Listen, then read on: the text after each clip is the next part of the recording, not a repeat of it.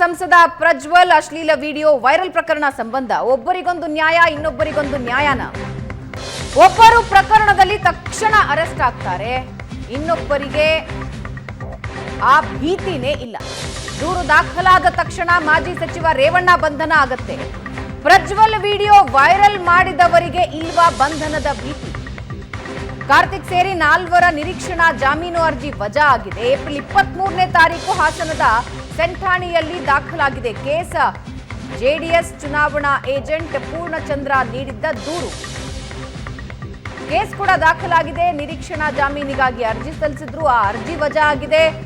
ದೂರು ದಾಖಲಾಗಿ 15 ದಿನ ಆದ್ರೂ ಆರೋಪಿಗಳ ಬಂಧನ ಆಗಿಲ್ಲ. ಆರೋಪಿಗಳ ಬಂಧನ ಆಗದೇ ಇದ್ರೆ ಸಾಕ್ಷಿ ನಾಶದ ಅನುಮಾನ ಇದೆ. ಹಾಸನದ ಪ್ರಕರಣ ಹಸ್ತಾಂತರ ಮಾಡಿಕೊಂಡಿಲ್ಲ ಇದುವರೆಗೆ ಎಸ್ಐಟಿ. ವಿಡಿಯೋ ವೈರಲ್ ಮಾಡಿದವರ ಪರ ಹಾಗಾದ್ರೆ ಸರ್ಕಾರ ನಿಂತಿದೆಯಾ ಅನ್ನೋದು ಪ್ರಶ್ನೆ.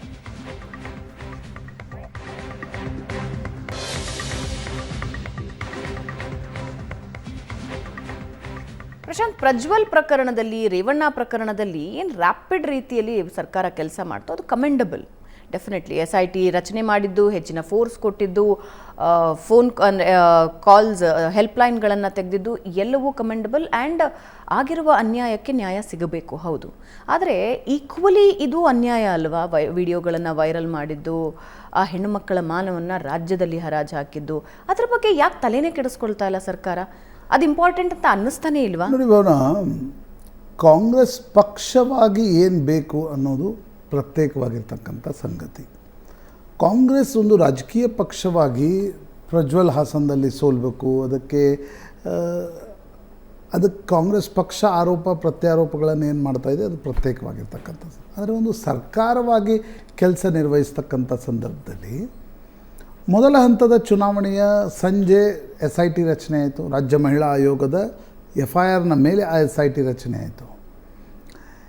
ಈಗ ಕೇವಲ ಆ ಒಂದು FIR ಮೇಲೆ ತನಿಖೆಯನ್ನು SIT ನಡೆಸಿದರೆ ಪೂರ್ತಿ ಸತ್ಯ ಹೇಗೆ ಹೊರಗೆ ಬರುತ್ತೆ?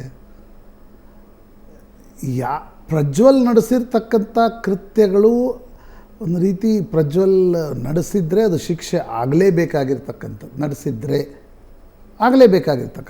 ಆದರೆ ಈಕ್ವಲಿ ಯಾರು ಈ ವಿಡಿಯೋವನ್ನು ವೈರಲ್ ಮಾಡಿದರು, ಯಾರು ಅದರಲ್ಲಿರ್ತಕ್ಕಂಥ ಮಹಿಳೆಯರ ಖಾಸಗಿ ಕ್ಷಣಗಳನ್ನು ಮನೆಗೆ ಹೋಗಿ ಹಂಚಿದ್ರು. ನಾನು ಅದಕ್ಕೆ ಹೇಳಿದೆ, ಖಾಸಗಿ ಕ್ಷಣಗಳು ಒಂದಾಕ್ಷಣ ಸಮ್ಮತಿಯಿಂದಲೋ ಅಸಮ್ಮತಿಯಿಂದಲೋ ಅಂತಕ್ಕಂಥದ್ದು ತನಿಖೆಯಿಂದ ಗೊತ್ತಾಗಬೇಕು. ಕರೆಕ್ಟ್. SIT ತನಿಖೆ ನಡೆಸುವಾಗ ಬಿಟ್ಸ್ ಆ್ಯಂಡ್ ಪೀಸಸ್ಸಲ್ಲಿ ತನಿಖೆ ನಡೆಸಿದ್ರೆ ಅದು ಹೇಗೆ ಸತ್ಯ ಗೊತ್ತಾಗುತ್ತೆ? ಮೊದಲ ನನಗನ್ಸುತ್ತೆ, ನಾನೇನು ಕ್ರೈಮ್ ರಿಪೋರ್ಟಿಂಗ್ ಎಲ್ಲ ಮಾಡಿಲ್ಲ, ಆದರೆ ಕಾಮನ್ ಸೆನ್ಸ್ ವೈಸ್ ನನಗನ್ಸ್ತಕ್ಕಂಥದ್ದು ಆ CD ಏನೇನಿವೆ, ಅದರಲ್ಲಿ ರಿಯಲ್ ಎಷ್ಟು ಫೇಕ್ ಎಷ್ಟು, ಪ್ರಜ್ವಲ್ ಅದನ್ನು ರೆಕಾರ್ಡ್ ಮಾಡಿದ್ರ, ಪ್ರಜ್ವಲ್ ಅದರಲ್ಲಿದ್ದ, ಪ್ರಜ್ವಲ್ನಿಂದ ಕಾರ್ತಿಕ್ ಬಳಿ ಆ CDಗಳು ಹೇಗೆ ಬಂದವು, ಕಾರ್ತಿಕ್ನಿಂದ ದೇವರಾಜೇಗೌಡರ ಹತ್ರ ಹೇಗೆ ಬಂತು, ದೇವರಾಜೇಗೌಡರು ಅದನ್ನು ಯಾಕೆ ತಮ್ಮ ಬಳಿ ಇಟ್ಕೊಂಡು ಕೂಳ್ತಿದ್ರು, ಹಣದ ವ್ಯವಹಾರಗಳು, ಈ ಟೇಪ್ಗಳ ಬದಲಾಯಿಸುವಿಕೆಯಲ್ಲಿ ಹಣದ ವ್ಯವಹಾರ ನಡೆದಿತ್ತ, ಈ ಎಲ್ಲ ವಿಷಯಗಳನ್ನು ತನಿಖೆ ಮಾಡದೆ ನೀವು ಸಂತ್ರಸ್ತೆಗೆ ಹೇಗೆ ನ್ಯಾಯ ಕೊಡಿಸ್ತೀರಿ? ಹೇಗೆ ನ್ಯಾಯ ಕೊಡಿಸ್ತಾರೆ ಇವರು?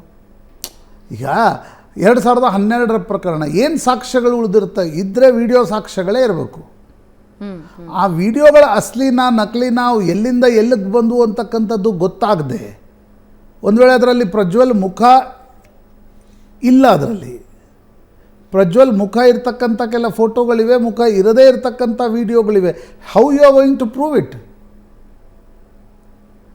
ಇದು ನನಗನ್ಸುತ್ತೆ SITಯನ್ನು ಕೂಡ ಬಿಟ್ಸ್ ಆ್ಯಂಡ್ ಪೀಸಸ್ನಲ್ಲಿ ಇಲ್ಲ, ಪ್ರಜ್ವಲ್ ಮತ್ತು ರೇವಣ್ಣ ಮೇಲೆ ಮಾತ್ರ ನೀವು ಟಾರ್ಗೆಟ್ ಮಾಡಿ ಪ್ರತಿಯೊಂದನ್ನು ಥ್ರೆಡ್ ಬೇರ್ ತನಿಖೆ ಮಾಡಿ.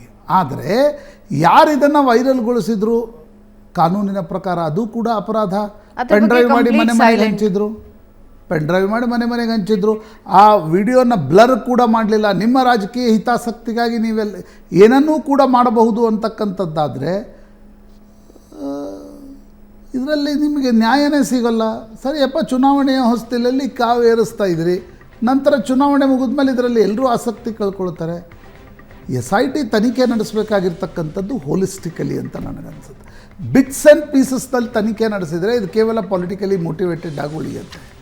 ಆ್ಯಂಡ್ ರಾಜಕೀಯ ಮೇಲಾಟಗಳು ಅಥವಾ ವಾಟ್ ಎವರ್ ಏನು ಕಾರಣಕ್ಕಾಗಿದೆಯೋ ಆ ಹೆಣ್ಮಕ್ಳಿಗಾಗಿರೋ ಅನ್ಯಾಯನ ಸರಿಪಡಿಸ್ಬೇಕಾಗತ್ತೆ. ಡ್ಯಾಮೇಜನ್ನು ನಾವೇನು ಮಾಡೋದಕ್ಕಾಗೋದಿಲ್ಲ, ಅವರ ಲೈಫಿಗೆ ಆಗಿರೋ ಡ್ಯಾಮೇಜನ್ನು ನಾವೇನು ಮಾಡೋದಕ್ಕಾಗೋದಿಲ್ಲ. ಪ್ರಜ್ವಲ್ ರೇವಣ್ಣ ಅನ್ಯಾಯ ಆಗಿದೆ ಅನ್ನೋದು ಪ್ರೂವ್ ಆಯಿತು ಅಂದರೆ ಕಠಿಣಾತಿ ಕಠಿಣ ಶಿಕ್ಷೆ ಆಗಬೇಕು. ಅದರ ಜೊತೆಗೆ ಆ ಹೆಣ್ಣು ಮಕ್ಕಳ ಮಾನ ರಾಜ್ಯದಾದ್ಯಂತ ಹರಾಜು ಹಾಕಿದ್ರಲ್ಲ, ಆ ಕ್ರಿಮಿಗಳನ್ನು ಹಿಡಿದು ಒಳಗಡೆ ಹಾಕಬೇಕು. ಅವ್ರ ಕ್ರಿಮಿಗಳೇ. ಎಲ್ಲಿದ್ದಾರೆ ಅವ್ರು? ನಿರೀಕ್ಷಣಾ ಜಾಮೀನು ಅರ್ಜಿ ವಜಾ ಆಗಿದೆ. ಯಾಕೆ ಪ್ರಶಾಂತ್ ಗೊತ್ತಿಲ್ವಾ ರಾಜಕಾರಣಿಗಳಿಗೆ ಅವ್ರು ಎಲ್ಲಿದ್ದಾರೆ ಅಂತ? ರಾಜಕಾರಣಿಗಳಿಗೆ ಬೇಡ, ಪೊಲೀಸರಿಗೆ ಗೊತ್ತಿರುತ್ತಲ್ಲ. ನಿರೀಕ್ಷಣಾ ಜಾಮೀನು ಅರ್ಜಿ ವಜಾ ಆದಮೇಲೆ ಏನು ಮಾಡ್ತೀರಿ? ಎಲ್ಲ ಕೇಸಲ್ಲಿ ಬಂಧನ ಮಾಡ್ತೀರಿ. SIT ಅದನ್ನ ಯಾಕೆ SIT ಕೊಡದೆ ಅದನ್ನ ಯಾಕೆ ಲೋಕಲ್ ಪೊಲೀಸರಿಗೆ ಕೊಟ್ಟಿದ್ದೀರಿ? ಅದನ್ನು SIT. Is it not connected to this case? That is definitely connected. Without ನೀವು ಅಲ್ಲಿ ಏನಾಗಿದೆ ಅಂತಕ್ಕಂಥದ್ದು ಗೊತ್ತಾಗದೆ ಇಲ್ಲಿ ಹೆಂಗೆ ಸಂತ್ರಸ್ತೆಯರಿಗೆ ನ್ಯಾಯ ಒದಗಿಸ್ತೀರಿ? ನಿಮಗೊಂದು ಕ್ರೊನಾಲಜಿ ಬೇಕು. ಯಾವುದೇ ಕ್ರೈಮ್ ನಡೆದಿದೆ ಅದನ್ನು ಪ್ರೂವ್ ಮಾಡಲಿಕ್ಕಾದರೂ ಕ್ರೊನಾಲಜಿ ಬೇಕಲ್ವಾ? ಅದನ್ನು ಲೋಕಲ್ ಪೊಲೀಸರು ನಡೆಸೋದು, ಇದನ್ನು SIT ನಡೆಸೋದು ಯಾಕೆ?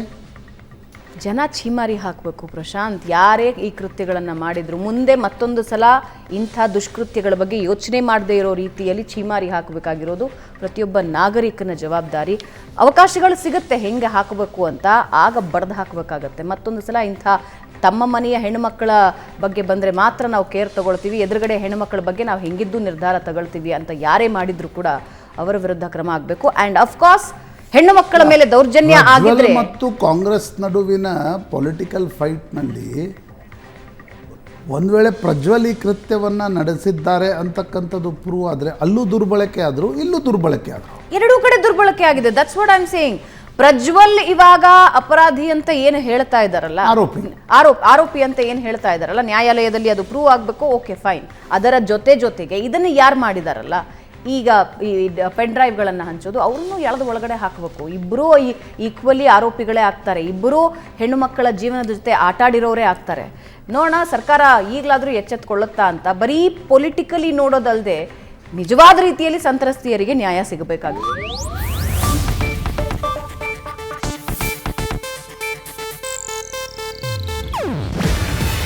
ಇದು ಏಷ್ಯಾನೆಟ್ ನ್ಯೂಸ್ ನೆಟ್ವರ್ಕ್ ಪ್ರಸ್ತುತಿ.